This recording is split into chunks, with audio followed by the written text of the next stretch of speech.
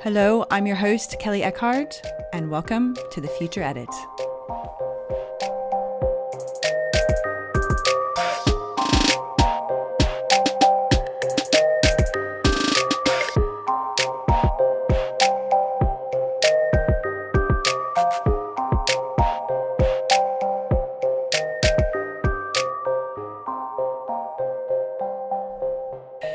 So, welcome back to this week's podcast. I have Colette Moran with me today. She is my therapist, but also she's also a spiritual guide, a therapist, full of wisdom. I'm not going to call you a lady of wisdom because we had that discussion.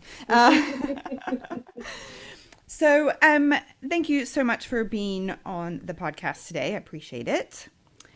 And basically what I want to do is I want to start off asking you about your background and how you became a therapist and what was your interest, what sparked your interest in becoming a therapist?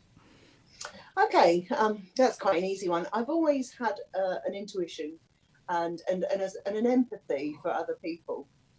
And that's come through in pretty much everything I've ever done. And I was a civil servant. I worked working with people through very difficult times, advising them on benefits, etc. And it always frustrated me that I couldn't go a little bit further and just make things right. Obviously, you can't make things right, and that's a lesson that I had to learn. Yeah. But it was a very interesting time. And back in 2000, I really wanted to train to become a therapist. Now, due to life's adventures, and trust me, I've had a few, this wasn't possible for me at that particular time. So I kind of carried it with me and I went on through life. And then there came a time when, just go back a little bit, I've always played about with cards, guidance cards. And I strongly stress I don't feel I'm a medium, but I just feel that there's something there that guides me through these cards. Mm-hmm. And I get a real insightfulness as to what's going on and what people can take from that very often helps them. Yeah. So that's something I've always done. And then you hit many different stepping stones in your own life. And I went to because I was trying to think of this earlier. When did this all really start? So I went to a psychic fair, and I sat with this lady who was absolutely amazing. And out of all the people in the room, I just went straight to her. There was just something about her. And she laughed when I sat down and she said, "So why are you not doing this reading then?" And so it sort of went like that. It was quite amusing. Yeah. So we had this really long chat and she looked at my hands and she did lots of different things. And she said, if you look at your hands, you will see sparks of energy all over your hands. And these are sparks of insightfulness. You really could train to do this. And to date, I still haven't trained to do this. So it's something that I naturally did. Now, I kept her card for quite some time and I kept thinking, but I never did anything with it. I just trusted my instinct. Yeah. So anyway, fast forward a little bit, and I'd always carried this therapy training with me. And unfortunately, my partner had a heart attack on the sofa one Saturday evening. It was absolutely horrendous. He wasn't taken to a general hospital. He was taken straight through, due to his very young age, to a heart specialist hospital, Papworth in Cambridge, where he was operated on within hours. And I decided that I was going to take a month out to process this. I think it's a real mistake that I've made in the past and many people make, to keep going. Mm-hmm. So I took some time out and I really thought about it. And to this day, I really don't know how this happened. But I just decided that I wasn't prepared to sit behind a desk 12-hour days, etc. I just wasn't prepared to do that anymore. So somewhere along the line, and this is in very quick succession, this was in months, I'd found a 4-week course to give you the insights into therapy. Mm-hmm. So I did this course, and with no intention of doing a qualification in it whatsoever. It was just something for me. Yeah. And it was just amazing.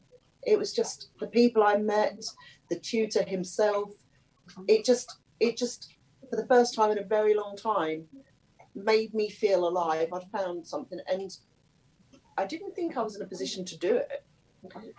But somewhere along the line, I applied to do the university degree and put it together within 4 weeks. So Wow. basically, I'd sorted the finance side of it out. I'd sorted the course out. I'd had the interview. I was offered an unconditional place at the university, and I was on the course.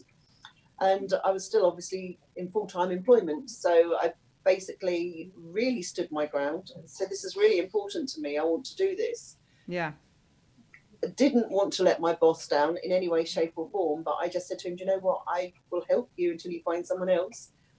I'll do this 3 days a week, but I'm going to be in university for 2 days every week, which he said, you can't do that.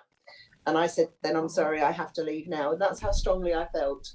I really Yeah. did feel that this was the next step for me, which again is quite amusing because during that course, I had a statement carried out which confirmed that I was actually dyspraxic and dyslexic. So that was quite a process to go through too, to take a degree whilst going through this. The degree course was amazing. You know, it's something I would love people to just try just for their own personal use, even if they were never going to go forward and do anything with it. And it was hard. I'm not going to pretend it wasn't hard. I worked all the way through my course, which was a full-time course. I did, I think at that time it was 150 voluntary hours. Okay. At various different, like Mind, Suffolk County Council, which is the area I live in, with young people who needed guidance. So I did 150 voluntary hours, as well as my course, as well as my assignments. And trust me, that wasn't always easy, especially when you're not an academic. Yeah. And, you know, it was, and that was something too that I had to face. I'm not an academic, but I had so much passion and enthusiasm for where this was going. I totally loved the course. It was amazing. And I met some really lovely people. And but even when you finish a course, you don't quite know what you're going to do. Yeah. So you know, you stand there in your mortarboard and your gowns, and you go through all this, and you have this wonderful day where you celebrate your graduation, but you still don't really know at that point what you're going to do with it. Yeah. And it was only probably about 2 years ago that I felt confident enough to go forward with organisations to tick boxes and to carry out therapy, monitoring how people felt, monitoring from week to week the effects therapy may have had on them. And for me, that didn't work. And that was, for me, it didn't work. Yeah. And I met this one, it's quite ironic, really. I was at school with this lady, and I remembered her clearly. She was a little bit older than me. But she'd gone off and she'd travelled the world and lived in other countries, and skipped between England and Greece, where she worked with women to find themselves. And whilst I worked with both men and women, I just found this so interesting. Her concept was so interesting. And to me, it ticked my boxes. I didn't want to sit in front of somebody with a piece of paper monitoring their weekly progress. What I really wanted to do was to be present and to be there with that person through their journey, and to interact with them, and to let them hear themselves, and to hold their space, and sometimes just sit in silence when there's nothing else you can do, because we all go through those periods too. Yeah, exactly. And she specialised in a lot of arts, and at one point she had actually had the opportunity to work in art therapy with Carl Rogers' daughter, but she turned it down, unbelievably. Okay. And we laughed about that. But she worked with arts, and she worked with different mediums to help people during their sessions, and to bring out the best in them and to free them up. And I remember doing that in an art module as well, that I did. I basically used the arts, used sand trays, etc. And I found that people become so relaxed. Yeah. That they talked freely. They didn't think about what they were saying. They were relaxed, and you could watch them, and you could question what they were doing and what that meant to them. And it helped a lot. So I then started introducing my gift with intuition and guidance cards. I started introducing that into sessions. Nice. And the rest is history, really. It's just rolled on from there, and it really works. It's really interesting work. And so, do you have some clients that you work with that you know do clients come to you because of that intuition work and because you mold those two together, or do you also have clients that you wouldn't necessarily use the intuition cards in their session because they're not I've open got to it? both. Yeah, I Okay. have got both. I'm one of these people who's been brought up in a world where it has to be solid and you have to touch it. And if you Yeah. don't necessarily understand what's going on, you're not always 100% confident with it. Yeah. But in honesty, my brand comes from me, and Yeah. people, and most of my work, I don't advertise. Most of my work comes to me via word of mouth. Yeah. So sometimes I work in a position where I just read the cards for someone. I just give people a guidance reading, and other times that leads on to therapy and more from that. Yeah. And yeah, because I mean, that's how I found you, right? I was needing some guidance in my life, and your daughter put it out there on Instagram, and then I found you, and that's the powerful thing about Instagram, right? Is you can use Absolutely, that absolutely. as a tool. Now, so talk about your rituals. Like, how do you prepare yourself for guiding someone else in a guidance session or a tarot session? Okay. Okay, there's two lessons that I learned here. One is you have to step away from it and realize that to fix somebody, you actually are disempowering them. Yeah. So the first thing I learned was you have to hand it to them, and they have the power to fix themselves. You have the power to show them how to do that. Yeah. And how do I ground before my sessions? Well, I sit with my therapy dog, who always Cute. joins me, who's a Awesome. very, very sweet therapy dog. And she's always there, very quiet and very well behaved. And so I ground myself by meditation. I firmly Mhm. believe in taking myself off into meditation. And my quiet time, both before and after sessions, are really, really important Yeah. to separate what's my stuff, if you like, want another word, and what's obviously my client stuff. Yeah. I don't believe in cutting it short. I like to ground it and come down, and then I like to have that time and then step away from it and get on with my life. So I'm Yeah. able to separate situations. Yeah. Now, for those that don't really understand guidance cards or tarot cards, can you explain this to them? I so wish I could explain this to them. I really do. I wish I could pick up a textbook and I could just explain what happens there. And that's quite a funny question, because somebody once asked me if I would. Um, Actually, it's a friend of mine. She was on Big Brother, Mm, and she's a psychic, and she asked me to do some work with her, and I just said, I can't do this on the phone. I need to be with people. And she said, but why? And I said, I just need to connect. And she yeah. said, no, you don't. No, you really don't. So the first time I tried it, I was a little bit worried, to be honest. It's like, now, how am I doing this? I've never met this person before. And something just come over me, like, you don't need to know them. You don't need to know. Just give them what you've got and Mm, trust the process. yeah. And that's quite hard when you're dealing with people who are in front of you going through some situation. Yeah. So I worked really hard to trust that process. And so I sit with the cards and I just say, tell me when you're comfortable with this, and etc. And the cards just give me what we need. And I'd Yeah. love to say, I really would love to say, oh, it's because of this and it's because of that. But I can't tell you. Hmm. It's something that just happens. Yeah. And somewhere along the line, that first card, and I always tell people not to talk for a little while either, just to digest what I'm saying, just take it in. And then when I've given so much to them, to actually come back with, we'll talk about it. And if there's anything you're Yeah. not sure. And the cards deliver. The cards give an insight to what's needed. And do you work with special cards? Do you have certain decks over others that you really feel connected with? Do you think there is this connection between you and your cards? Absolutely. Absolutely. Because because doing this was a big thing for myself that I took very seriously. Yeah. I worked with the normal tarot cards, just pretty cards that you pick up. And there was a lady who opened a really nice little shop in a local village, and I went in there to get.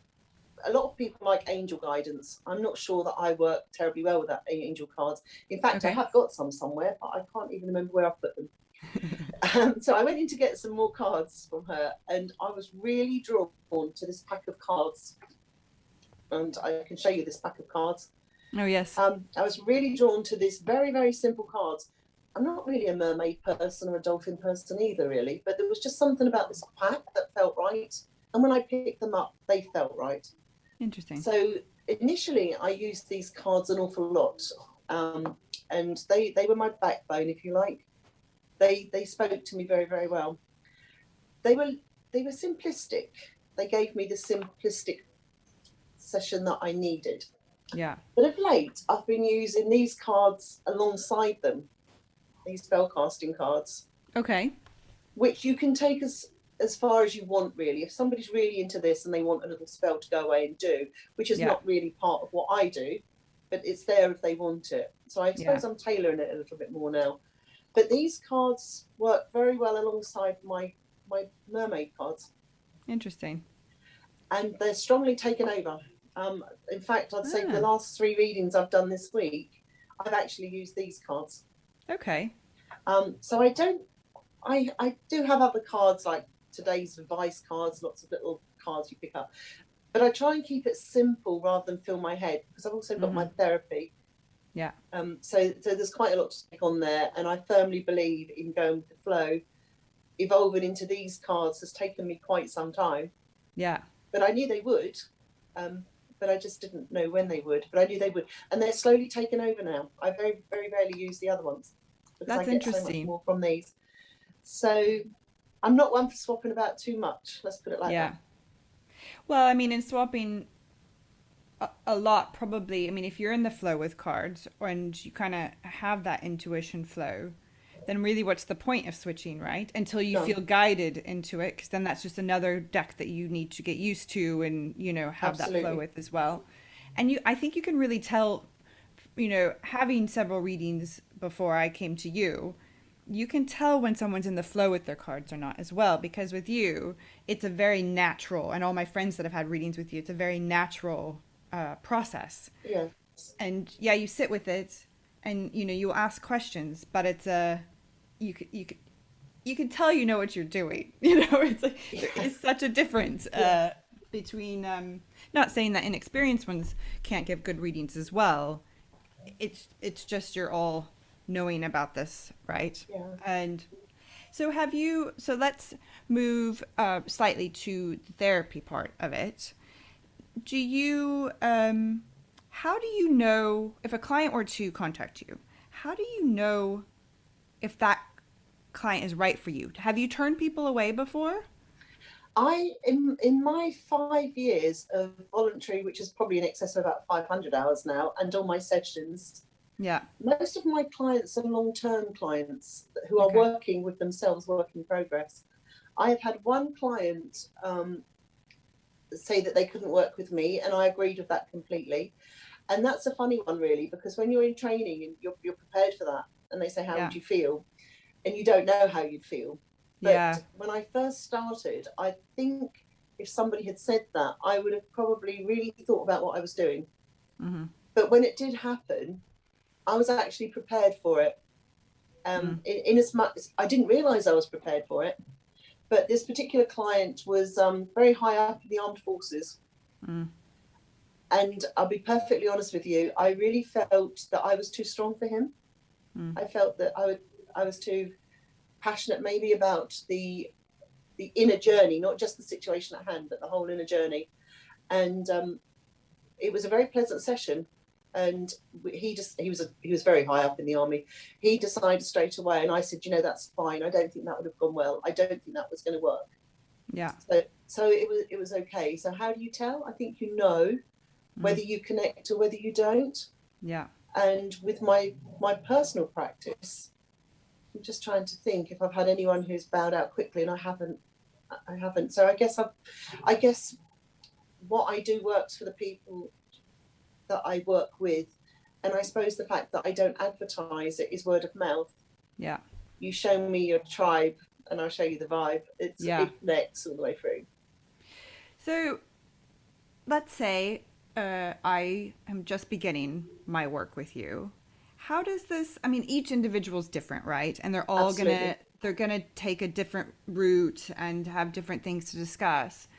But how do you approach a new client? What, I mean, clearly you need to find out what they're looking for. Do they normally, I mean, I know from my sessions with you, right, that I just start talking and sometimes it will, I won't even know what I'm going to talk about. It comes out and I'm like, oh, Jesus, like I didn't expect that. You Where know, did is that come that from? Yeah. exactly? Yeah. Clearly there's something I need to get out here, right? And Yeah. so is it the same as well with other clients or, you know, Some it's an clients individual? you do connect with very well. Yeah, And obviously the sessions are so different, you wouldn't believe it. They really are so different. Some of people are on course. an onward journey, some people are trying to deal with something from the past, some Yeah, people are trying to deal with the fact that they are what they are and they're never going to change, but yeah, they need to talk. And I think the biggest learning curve that I had, because I want to fix people, I know I yeah. can't now, so I don't try and fix people now. But the biggest learning curve for me was to be able to sit and hold their space, because let's face it, if you're in a place where you have got an awful lot going on, and actually I had this happen to me last night, that was very bizarre. That was. Somebody's got a lot going on. They don't necessarily know what they want. They just want Yeah, something to cling on to, if it's a reading or even a session. And I don't want to sit there and give them some kind of, as you know, I don't just sit there and flower up some sort of future for you. I help you. The guidance cards come into it by giving you an insight, yeah, by giving you something that opens up something in you that maybe was making you unhappy, or something that you really want to do, yeah, but you hadn't quite processed it. And like I said, you have to really you have to sit with what you're given. And the key on this one is, when you're starting with somebody new, let them lead you, hold their yeah, space and let them lead you. Because by hearing what they're saying to myself as a therapist, opens up something in them, which is often something totally different to what they think it is. yeah. So It's funny that, isn't it? That you go in thinking, I mean, it's the process, right? You go in thinking you know what you need, and then you walk out going, nope, I didn't even know that it existed. I didn't even know that was buried deep down yeah, inside. Clearly, this absolutely, been from past childhood or whatever, right? absolutely, And so because therapy has a stigma, right? There's a lot of people that don't want to go to therapy because they find, well, we all know that therapy is not a one size fits all. It's not always for everyone. But no. people out there that really do want to get the help, but they don't know where to start or where to turn. What is your advice for them? What do you suggest that they do when they're literally at their low point and they're like, shit, I need help. What do you know? Well, the thing is with this one, I can draw from personal experience here. Yeah. I lost my dad when I was 13, and I become very detached from an awful lot of things in life. I really did. And I didn't see the point in therapy, because Mm. they weren't going to fix that issue. That issue was never going to be fixed. Yeah. What I didn't realise was, from the loss of my dad and the detachment from things that were going to hurt me, and the fact that I was only 13, so therefore I put up a lot of barriers, didn't want to get attached to people, would actually steer my own destination a lot of the time and think it was down to fate, but actually I was steering that vehicle then. Mm. And the first time I went to therapy, it was due to an incident at work. Bearing in mind I was a civil servant taking claims from people, something really awful happened, and they suggested that because of what I was dealing with at that time, I had therapy. And I turned up late with attitude. I'm not going to lie. And this little woman come to the door, and I thought, well, she's really going to make my life better, isn't she? And I went and sat down, and she pointed out that I was late. And I thought, and I got lost en route. And her answer was, you should have been better prepared. And you know what? She was right. Mm. I really didn't want to go to that therapy. It was suggested I went. And I sat there and I thought, you know what? This woman doesn't care about me at all. Now, I don't know why I felt she needed to care about me. She didn't know me. But Yeah. that's what I saw as therapy. So that didn't work well at all. And yet I still had this thing that actually therapy meant so much more. But it was many years later that I explored what it meant. And it wasn't therapy for her, it was therapy for me. So what Yeah. was really needed was for me to hear myself. Mm. I deserve to be heard. And what I would say to anybody who's thinking about therapy or feels unheard or misunderstood or detached or has gone through trauma, and let's face it, that's the majority of us, Yeah. one way or another, it's a space for them to hear themselves and what Yeah. they need for themselves. Yeah. Yeah, exactly. I mean, that's the thing, right? Because I was having a conversation with some friends recently, and they were saying, I just can't do the therapy yet. I'm not ready to dig deep. I'm not ready to go there. And I'm thinking from a point of view of I had to go there, or I wasn't going to be able to carry on like I was. How can you not go there, right? But everyone has a different view of it. Everyone, not everyone wants to face their demons, that No, that inner work. But the whole thing is, if you do the work now, I mean, your future can be so promising. It doesn't mean it's going to be perfect, right? no, But there is going to be a bit more of a calmness. And our whole thing recently in our sessions that I'm happy to talk about is flow. Just go with the fucking flow, Kelly. Just go with the flow. And there's so much of us that put up this resistance, that put up this, well, I don't want to go there. I don't want to do that because, it's uncertainty, it's fear. It's also, if you go with the flow, that means you're going to find out more about yourself that you didn't know. And absolutely. are you prepared for that, right? Are you Yeah. ready to really go? It's almost like when you go through the flow, you know that there's going to be a big ass waterfall at some point, and you're going to have to go down that waterfall. Yeah. And then when you get to that waterfall and you go down it, you also might go underwater for a little bit, but you're going to pop back up. And then it's going to be fine, right? But a lot of people aren't prepared for that. No, they're not. And I always call that my Alice moment. I always liken that to Alice, and I love that. And yeah, I'm a bit fascinated with Alice because I think the trouble is people think with mental health, my mental health is not so good at the moment. No, you have mental health that's always there. You just Yeah. don't recognize when your mental health is good because you take it for granted. When something Yes. hits you and you can't cope with it, you're having a breakdown. Your mental health isn't so good. I think the attitude is all wrong around that. I think what's so important is to recognize that you have bones and they can break. You can get arthritis, and therefore you have a mind, a soul, a body. Call it whatever you want to call it. Yeah. It's all attached, and your mental health is always there. Sometimes it's good, sometimes it's shaky, sometimes you need help. We will have all gone through issues. There is no one from the doctor who's treating you, to the Mm. therapist you're talking to the businessman in the street, to the soldier who's suffering from post-traumatic stress disorder, from just anybody has had things that will have affected them. Now, some people, they bury it and it sits with them and they forget about it. And they Yeah. have absolutely no idea why they react the way they do to certain situations. And this is what therapy does. It's work in progress, which is probably why I really didn't sit with agencies who give you like 6 weeks of therapy on the NHS. Yeah. I know, because some people do just need that to get them through that time. Yeah. But I don't think that gives you the chance to really understand you and to Hmm. work with you and how things change. Um, it's a lot of it's about, there's no magic formula here, and that's why people, they want a cure, don't they? Yeah. They want a cure. They want to go and a fast fix here. Look, I'm not feeling too great. Give me some painkillers. Blah, blah. It's and sometimes I agree that's really important. If you're in a place where you can't cope with what's going on in process, then I think it's quite important to be able to manage the time as it is, and Yeah. to perhaps take medication to help you get through that. But in the long term, I think it's all about the process of understanding the inner self. And when you understand you and what you're doing, it has less effect on you. Yeah. So what I would say to anybody is, and it's not just because I'm a therapist, I really mean this, get some therapy.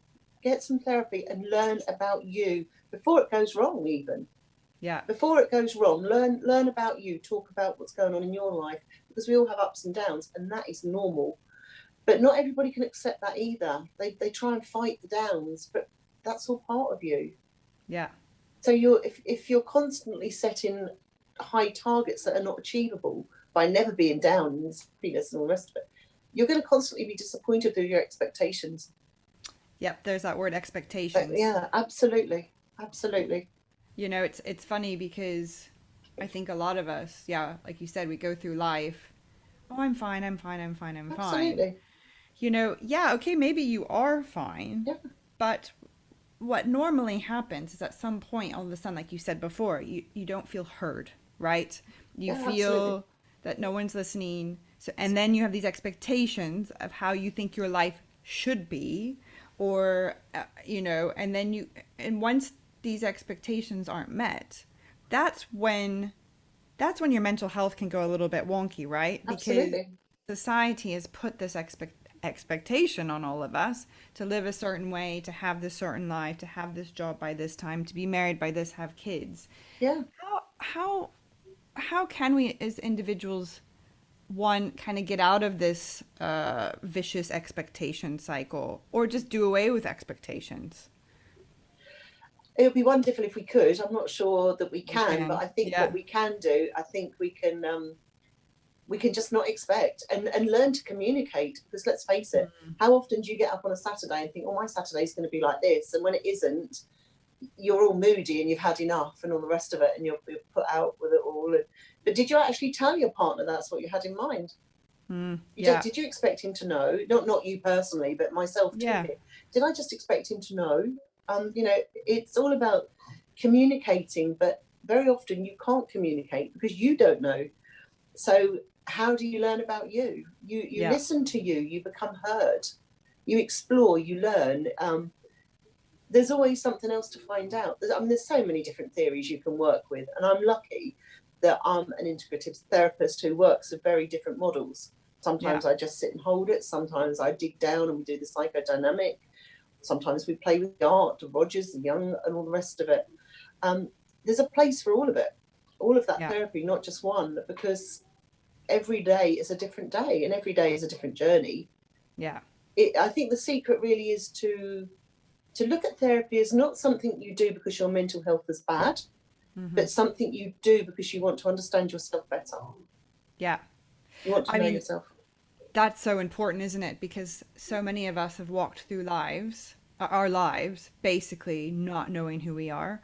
Or maybe at Absolutely. one time we did, and then something changed, Mm. and we just ignored it or just didn't keep up with our lives. Or, you know, maybe there was trauma or something, you hide it down. And I find that really interesting how people don't want to dig deep. They don't want to get to know yourselves because as a society, if we all knew ourselves, like you said, we would communicate better and then we Yeah, wouldn't have all these problems that we have now. absolutely.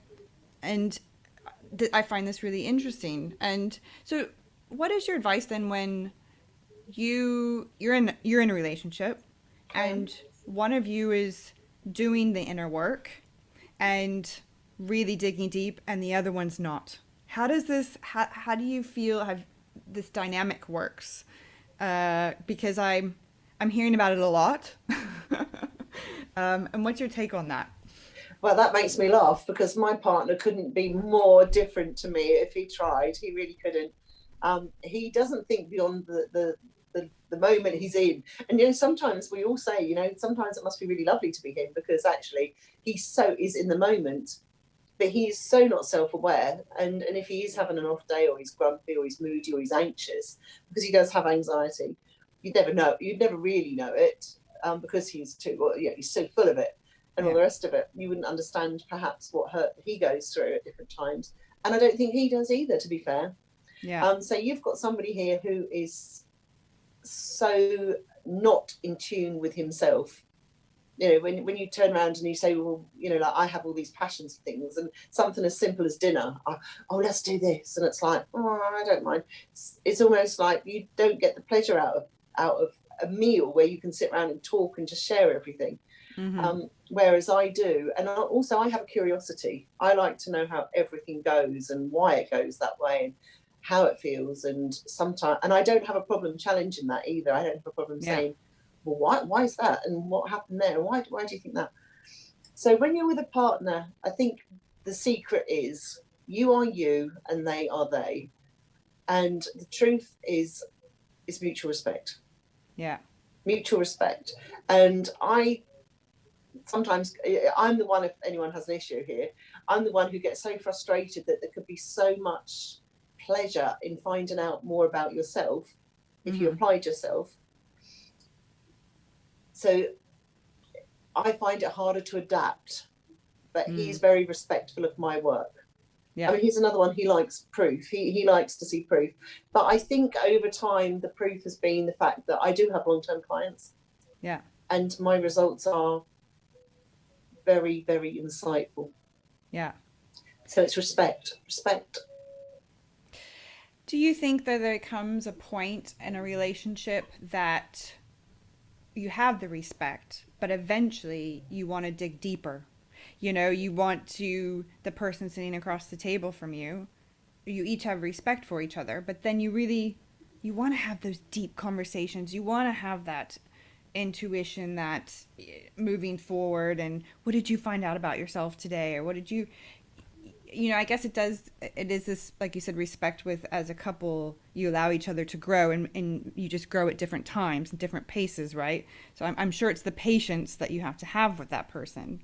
But at some point, if they don't catch up, then what?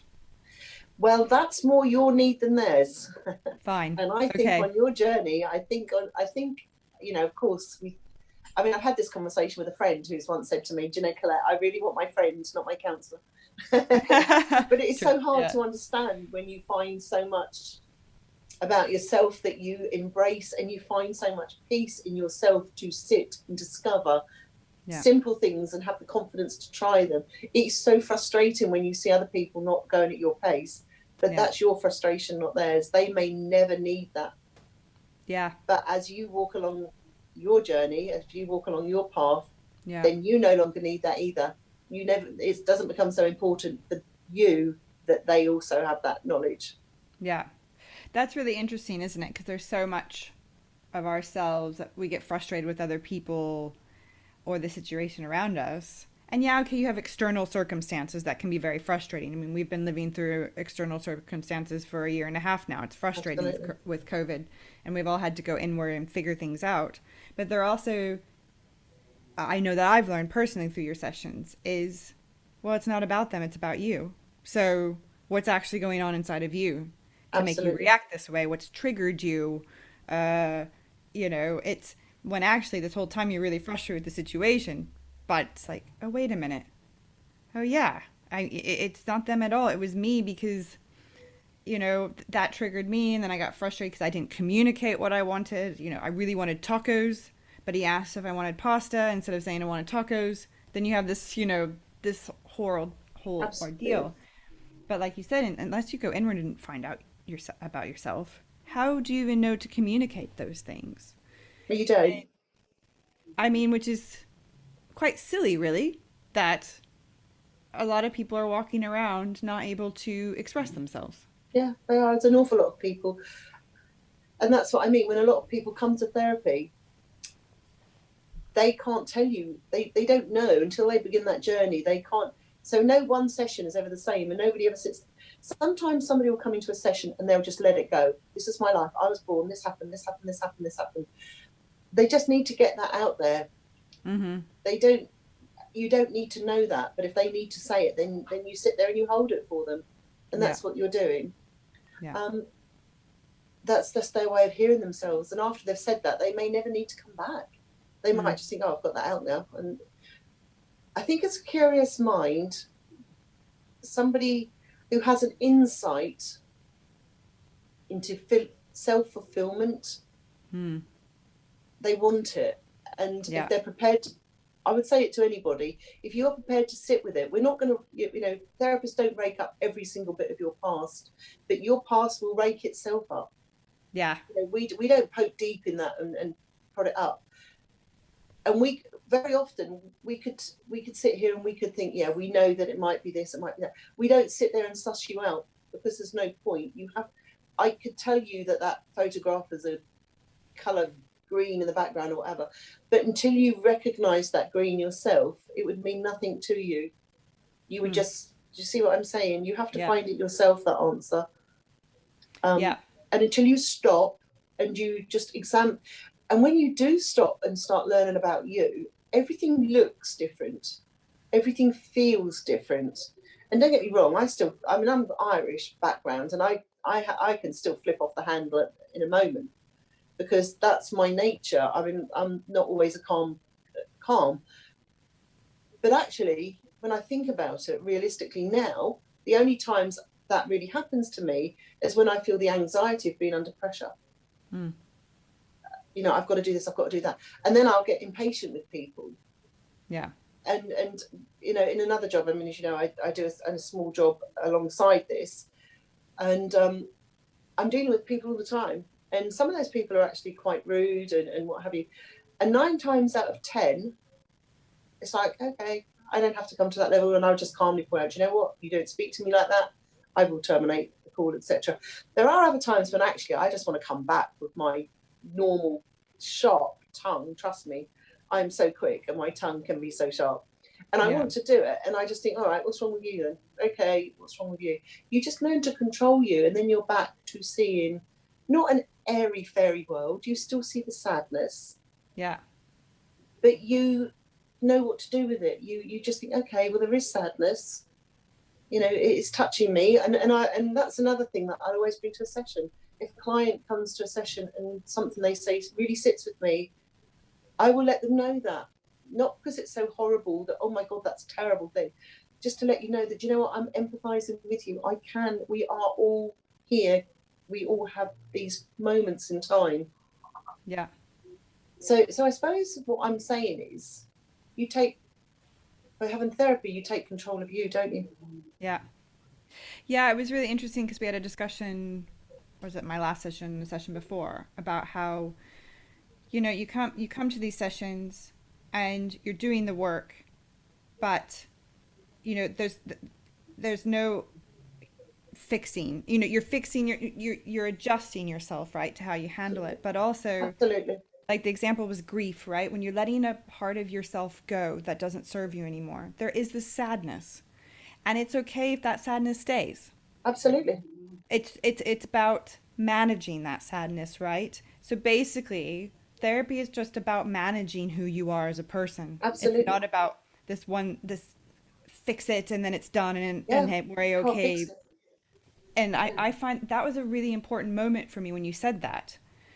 That, you know, because you're going down this road and you're like, oh, I'm feeling so much better and today's roses, but the next day could be fucking black sheep. I mean, you have no idea how your week's gonna go, right? And I remember telling you, you know, I'm having a really tough week this week, but I was so great last week, and you basically said that's okay. This is how it is. This is what it's all about. You have this like light bulb moment, right? Of so I'm changing, but the way I'm changing is how I manage myself. Yeah. How I manage my expectations Absolutely. of myself. And there's key words. I often laugh at that when you see these word charts, and you sort of think, you know, what words would you put in there for you? And there are these key light bulb moments when you think, oh, Jesus Christ. And 9 times out of 10, it is so simple. Yes. And it's so basic. There's no rocket science here. Yeah. You really are learning to be. And that's as simple as that. You're learning to be what you were, where you come from, what you're about. Not who you were supposed to be, who you've become, whatever mode you're in at the time, whether you're working in an office, whether you're working on the land, you're in fashion, whatever. You've learned all of this stuff along the way. Yeah. But what you learn in therapy is just to be.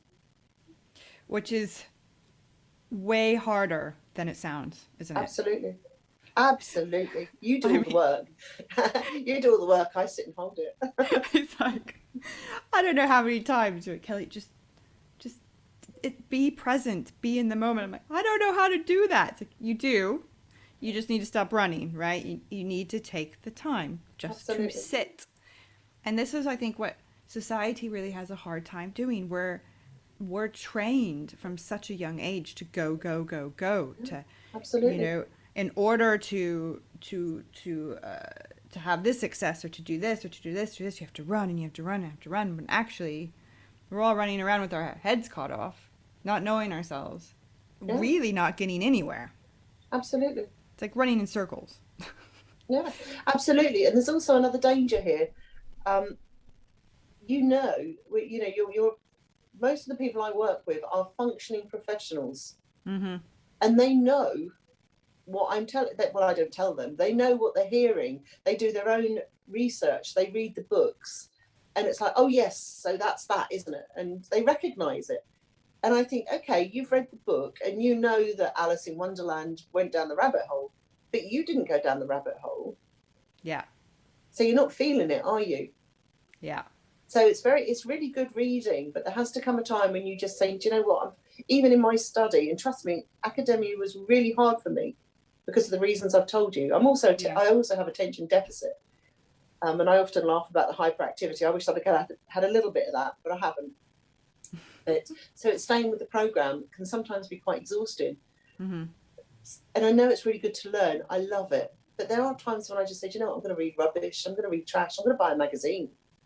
I'm just going to look at pictures. I'm going to stroll through Instagram and look at these wonderful nooky little cottages scattered around the world, and just take my head away from the learning, because it shouldn't all be about that. It's balance. See, that's another word. If we in a session, and actually this is quite a good idea, if we sat down and wrote words down on a piece of paper, we'd have expectation there, and we'd have should and need, and these are the words that I'd put there. It's really important that you understand you have the freedom of the moment. I know we have to work. I know we have to sometimes go through things in relationships. We don't just quit. We have to run the house. We have to do the shopping. We don't want to do any of that stuff. Yeah. We can't have it all our way. We have to make allowances for life, because life has to happen. Yeah. But you can alter.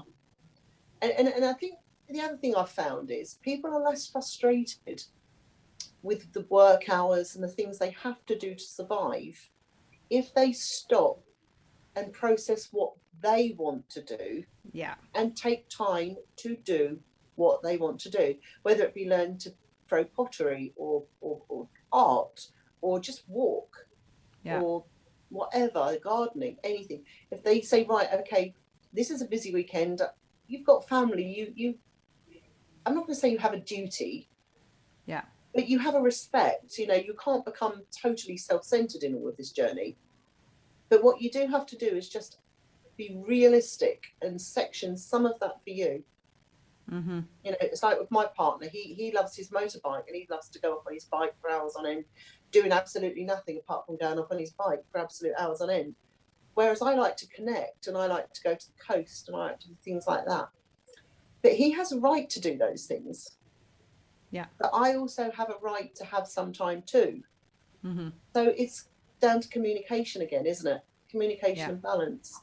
Yeah. And working things out that work for life. That is interesting, isn't it? Like you said, if you take a little time for yourself and for the things you love, the mundane is okay. Yeah. I think it's when the mundane just takes over and you literally feel like you're stuck or blocked or whatever term you want to use. But then you also have people that think, well, I can't take the time to find out what I love because it's selfish, or I have so much going on. It's like, well, actually it's not selfish, because if you take care of yourself first, you have more to give.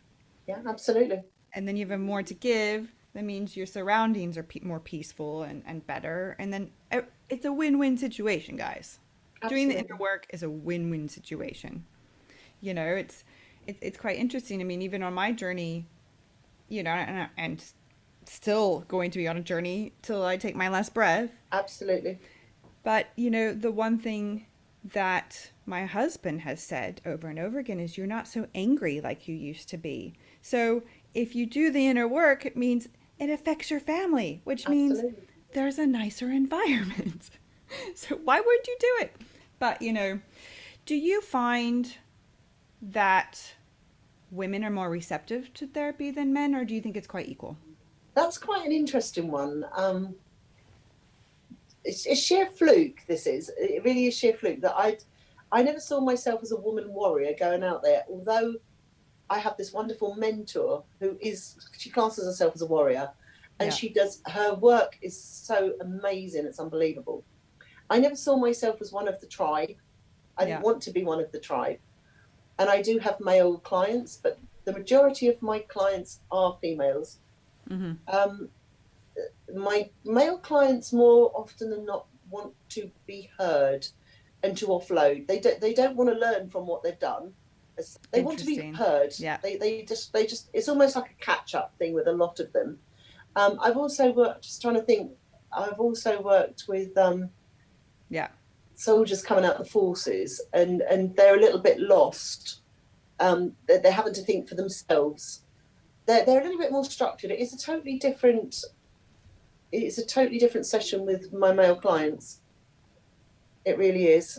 Whereas my female clients, they are on this massive inner journey. And the men, I think, just want to sort the issue out at the moment. That's my experience. Yeah. And that's just kind of a gender thing, isn't it? Because it always seems that men, you know, with my husband's friends, you know, there's a few of them that talk very seriously. You know, the girlfriends and the wives, not the guys. We're already like deep conversation 2 seconds in, where they're kind of banter, and then they may go a little bit deep, or they might not even ask each other at all how their day was. I'm like, well, how was so and so? Oh, I don't know. I guess fine. Yeah, absolutely. What do you mean you didn't ask? Yeah. You know, and I find it so interesting because, you know, I guess women in general are more nurturing. Doesn't mean that men aren't, but it's you know, I guess our DNA, how we're made. I mean, then you have the flip side, right? You do have men out there that are, hey, how you doing? You know, they're super intuitive as well. Yeah, you do. I was just thinking about a friend of mine, actually, in the middle of all this. He has actually had therapy himself. And I love him dearly. He's amazing. But the funny thing is, no matter how much time we've spent together, and we have spent a lot of time together, we never actually talk about therapy, even though he's had it extensively. He will always... just like if it was women meeting you, very often you'd chat about experiences, but with him he's very, very much for therapy. He reckons it saved his whole way of thinking, his life, etc. So his relationship with his therapist has been amazing, but actually he keeps it in that compartment, and he'll sort of say things like, oh yeah, he thinks people should all have therapy. I wonder if it would be easier to say, I think everybody has the right to be heard. Exactly. And then to hear themselves. Yeah. This is quite a very, very interesting point, actually, because people can be heard in different ways, right? And this is what this whole podcast is about, is that it's a 360 view of how you can self-heal, how you can be heard. And maybe it's not through talking, maybe it's through dance, maybe it's through art. The number one thing is to be able to hear yourself and for others to be able to hear you. And it doesn't really matter how you get there, right? No, it doesn't matter at all. It's an interesting thing you said that, because I'm a great one for journaling. I don't always keep a journal, but I just think it's the key to a lot of things. And it's the same with clay, and it's the same with art, and it's the same with anything. I think when you've got a lot of thoughts in your head that you can't necessarily get out there, when you do get it out there, they're words. And they're not, you can't touch them, can you? You can't hold them as such. And I sometimes think that when you're working with something else, you are making it real. So if you're working with clay, you put that emotion into it, and then it becomes a solid thing. If you write your journal, you've got a solid thing you can touch, rather than a hypothetical thing you keep thinking about. Now, it's not hypothetical, I know that, but it's something in your head that floats around, and then it'll go off and then it'll come back. But when you put it down, it becomes real, and it's there. So maybe, and this is just a thought, maybe it's not in your head quite as much because you put it out there, and it's there. It's not something you are just thinking anymore. It's a real thing, and it's in its place. Does that make sense? It does, and I think it's actually really important to do that for someone that's an overthinker and will think something to death and then beyond death. You know, it's and the thing is too, is when you're overthinking, the problem becomes even bigger than it actually is.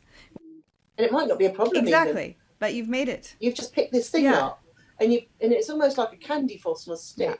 You're just flipping it round and flipping it round, and it's air. It's not substantial. It's just candy floss on a stick. And I'm an overthinker. Yeah. So I think that if I'm carrying sorrow, I very often put sadness or something into something, and then it's a real thing that I can categorize. I'm not saying you need to categorize things. I'm saying for me personally, it becomes real. And I don't have to keep playing with it in my head like candy floss, because it's a thing. Exactly.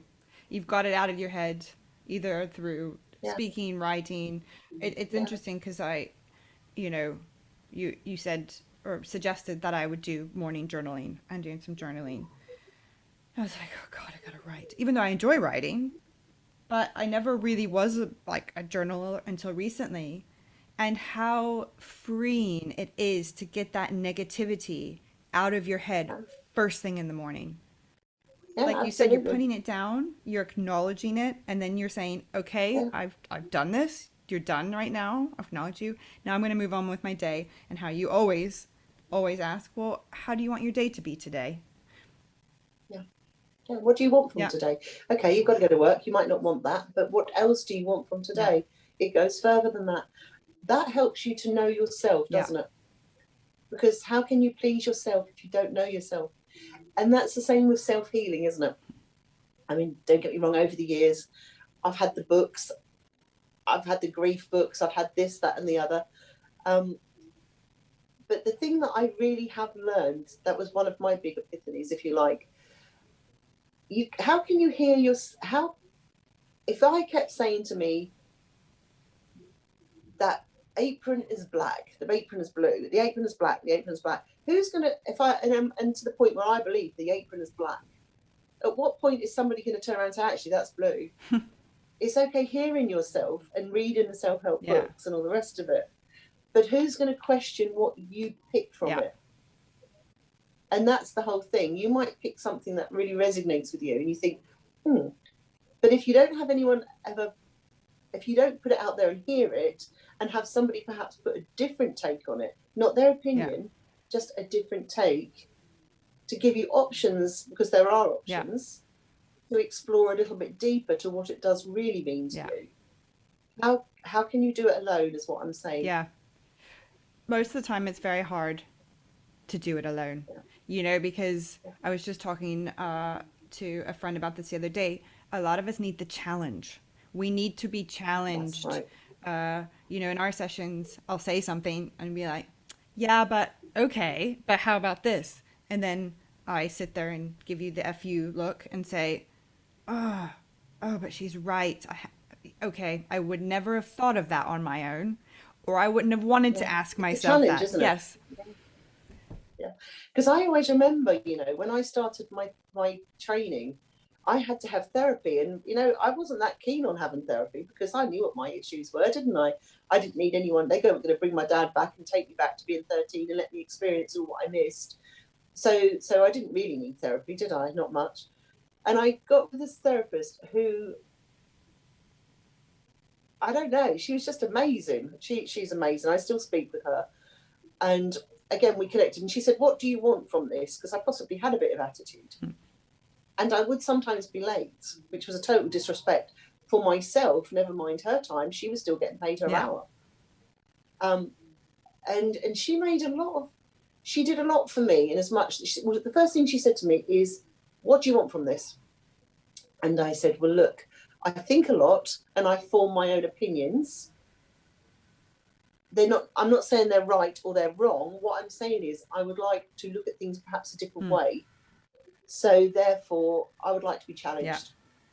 That was the first thing I said. I want to be challenged. And challenge me she did. And she taught me self-respect. She taught me how important it is to recognise your own boundaries. Yeah. Yes, you can go over them a little bit and all the rest of it. But when you know what your core values are, it is easy. You then respect yourself. Yeah. And there is no other option than respecting yourself at that level. Because you clearly know, and you don't even think about it, you just do it. So I think it's good to form your opinions, but also be challenged. And if your opinions are really right for you, those opinions, those thoughts, those whatever they are, will shine through and stay with you as a core value. But sometimes they're formed on what we should, what we need, what we must. So they're not necessarily yours. So what the challenging does is gives you the chance, or when you're working with someone, it gives you the chance to actually work out, is this a core value? Or is this what someone's told you need to be doing? So you can sort out the wheat from the chaff, if you like. You can work out what's... Yeah, that's really interesting. You said core values, because until you really know your core values, how will you know what you want in life? And it's so true, because and to also note that your core values can change as well as you progress, right? The core value that you might have had a year ago might not even matter anymore because you're in a different situation, or it's just you don't have the space for it. It's just not relevant, right? Yeah, absolutely. And that, because what seems really important, I mean, what seems really important this year might not be really important next year. I mean, the really important thing to me last year was getting out. Really important thing to me this year is maintaining some level of staying in. Funny that. So, it does change. Situations do change. How much did I do because I felt that I needed to be there and doing that? And now I have a new core value. I have a new core value where I can take times where I don't have a day, where I don't actually have to do anything. I can free my mind up to be me. And I've forgotten how to do that because I was so busy, caught up in working 58 hours and all the rest of it. And it's a really, really interesting process. And when you talk about it like that and you get enthusiastic about it like that, you wonder why not everybody would want to do that journey. Exactly. However, we have to remember, not everybody's ready to hear that, to feel that, to see that, and to know what to do with what they've got. And there's another thing comes to mind there. When we started training, they said to us, what's the most important thing in your life? And we all said, our kids. And this little guy stood there who was quite funny, actually. And he goes, nope, wrong answer. It's you. Because if you're not energized, if you're not fulfilled, one, you're giving your children and the people around you a very bad message of how they should be looking after themselves. Two, it's the same old thing at the airport thing, isn't it? How are you going to put the mask on a child if you're dying for breath yourself? So you look after yourself first and the rest will follow beautifully. So that was the first thing we learned. The second thing is, he said, so what do you want out of life? What do you want? And nearly all of us said, and I'll be honest with you, there was 29 people started that course. They nearly all said, we want to be happy. And then he turned around and said, so what makes you happy? And nobody answered that. No one knew. Because they couldn't remember. And he stood there and he got quite enthusiastic about standing out in his garden, looking at a hot air balloon and how happy that, and we all sort of looked as if so I was easily pleased. But you know what? I think what he was saying is the metaphor there is giving myself time to enjoy something that interests me, that fascinates me, that pleases me. I think we missed that point. Well, I certainly missed that point at that stage. It's taken the time to enjoy that thing, whatever that thing may be. God, that's so important, because if you can't, or if you don't know what that small thing is, that makes you, that brings you joy, whether it's flowers or whatever it is, how in the world are those bigger things gonna even, it's like this addiction to gotta have the hype, gotta, it's gotta be great all the time. Then you get to that, they say, like, when, we're all racing towards the end, towards that goal, and then we get there because we didn't enjoy the process at all. You get there and you're like, oh, okay, what's next? Yeah, absolutely. And I'm just gonna bring a little bit of my personal life into this, in as much that when my daughter was training, her training went on for years. She's got quite a high powered job, and her desk was littered with things that I would send her, like a unicorn or a grow your own Christmas tree, and lots and lots of cards with bicycles and things on and flowers saying, don't forget the journey. It's not from start to qualify, start from paralegal to trainee to whatever, solicitor, whatever. don't miss all the things you're going to see along the Yeah. way. And don't just think, well, when I've got that, because it's the same old thing, isn't it? If I was thinner, when I lose weight, I'll be able to do this. When I finish that, or if I work a little bit more and save a little bit more, and I can do that, you're putting everything on hold. You're giving yourself reasons not to have the pleasure, the simple Yeah. pleasure. And I think a lot of the joy is found in the simple things.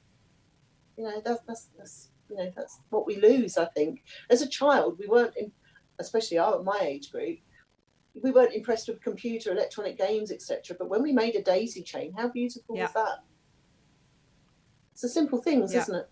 Exactly. That's so true. And I even find that in my daughter, right? When she's watching telly, she's having a good time, but she gets more joy out of that painting that she just did that we're going to hang on the wall because you can see it every day and we're proud of Yeah, it. And it's absolutely. it's like you said, finding that inner child in us again, of enjoying those small things. That taking a walk is fascinating, because you never know what you're going to see on that walk. And if you didn't take the No, you walk, don't. you wouldn't You know, don't. you know? I mean, I can remember walking along the river once in Cambridge, and it's not at all funny, but I can still remember I was watching everything. There was all these cows, and one of them kind of did a backflip and ended up in the river. And I mean, the cow was fine. I have to point that out. The cow was fine, but oh my god, how did I laugh? Yeah, somebody just strolling along that river might not have noticed Yeah. that. It was because I am, and I always have been very in tune. I can still remember this cow doing a backflip, thinking, how did it do The that? cow's It probably obviously slipped backwards, sort of thing. the cow's probably asking the same question. How did I do Yeah, that? yeah, how the hell did I do that? Yeah, it probably was. What the hell happened there? The fire brigade got the cow out, and it was okay. But yeah, it was silly little things that you see along the way that somebody else may Yeah. miss by not being Yeah. present. Exactly. And it's just like awakening every sense in Yeah. you, and being able to laugh at stupid things Yeah. because you're so busy just going through the process. You just lose touch with it Yeah. all. Yeah, exactly. Well, that leads me then to my last question, which goes quite well because it is all about being present, doing the work now that will then, um, in response, have a happier, healthy future you, right? So, describe your future. What's the future you? How would you describe yourself? Well, I was always one of these people who went with the flow. Yeah. Just what's going to happen next, I really don't know. So it was only 5 years ago that I actually sat down and wrote a 5-year plan of what and Mm-hmm. how. In 5 years, I see this developing into something much bigger. I would absolutely love to say I'm going to change the face of counselling. I don't think I am going to change it, but I really wish I Mm-hmm. could. Um, I think counselling is something that should be explained properly, not just get yourself Yeah. therapy. I would like to see a bigger platform understanding that you are nurturing something you all have, not just going somewhere when you think something's broken. Yeah. I'd like to see my practice growing, and it is growing. Um, and in 5 years, I see myself perhaps having enough confidence in what I do and belief in what I do to go out there and say what I just said Yeah. to you. Therapy is not just, it's like going to the dentist, it's like going to the Yeah. hairdresser. Maintenance. Therapy should just be part of your Yeah. well-being, an accepted thing, not something you do when you're at your worst. And also to just say, try different Yeah. therapists. If people are going into therapy, just be aware that therapists can all be so very different. One might not work for Mm-hmm. you. So I would like to see myself going forward with a slightly different practice, incorporating all the knowledge that's been put out there by wonderful philosophers and psychologists Yeah. and everyone else, but incorporating it into something, normalizing Yeah. it, something that we all embrace. And that's where I see myself going in 5 years. That's exciting. That's really, It's very I mean, exciting. I'm very excited to see what happens, you know. I this is Yeah, this is great. And it's nice, like you Yeah. said, to explain counseling and therapy, that it's not when you're at your worst, you know, Yeah, that absolutely. it's, you know, start when you're feeling good. Because if you're feeling Yeah. good, then you, Start your yeah, journey. It's all too easy to say, look, I'm feeling okay, I don't need this. And it's so easy to say, do you know what, that tooth is okay, I don't need to pop to the dentist. But it's preventing. exactly. Yeah, And when things do go horribly wrong, or rock your boat, it's just having the confidence in yourself to yeah, know that you can be heard. The storm is, I can't, there are some clients I work with, and their situation and their place is absolutely hmm, heartbreaking. They really, really don't know. They're really not in a position to seek any further. But what I say is stay with the moment, hold the space, talk it out. There is nothing going to make this whole situation better yeah, today or tomorrow, but you will work through. You will work through it. You're not alone. And sometimes it's really hard to help yourself too. We have to yeah, remember that. But if you've got this working before these situation happens, yeah, maybe you have the tools to help you, and the faith to yeah, help you. Because let's face it, a lot of this is built on faith, yeah, isn't it? The faith, that there is a tomorrow, yeah, that there is a life to live. yeah. Yeah, that's beautiful advice right there. Thank you so much for being with me today, Colette. I could talk to you for hours and hours and hours. And yeah, thank you so much. You're welcome, Kelly. Thank you. Thank you so much for listening to today's episode. If you like what you're hearing, please like us, subscribe, and tell your friends. You can follow us on Instagram, The Future Edit. And for more information about my guest and myself, you can head to thefutureedit.com. Until next time, ciao.